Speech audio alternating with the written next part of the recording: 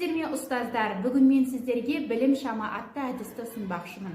Бұл әдісті сабақтың кез келген кезеңінде қолдана берсеңіз болады. Кері байланыс жүргізген кезде, рефлексия алған кезде, күнделікті қалыптастырушы тапсырмаларды берген кезде, яғни бұл мұғалімнің шеберлігіне байланысты.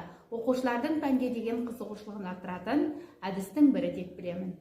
Мен бұл әдісті пайдалану үшін арнайы осындай шаблон алып, оны принтерден шығарып алдым. Бұл цветной шаблоны және осының черно-белый вариантында жасап қойдым. Бұлардың барлығы мен төменде сілтеме қалдырам, сол жерден жүктеп алсаңыз болады. Сосын мына жерге қандай да бір сұрақтар жазып қойдым, немесе кейбір балаларға сыйлық деп қойдым, сыйлықтың суретін салып қойдым.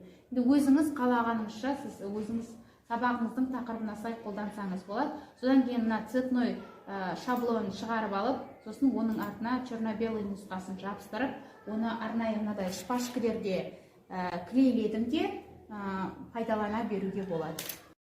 Білім шама әдісін қолданған кезде ұялы телефонымыздың жарығын жағамыз, сол кезде сұрақтарымыз көрінетін болады. Кәдеңізге жарасын.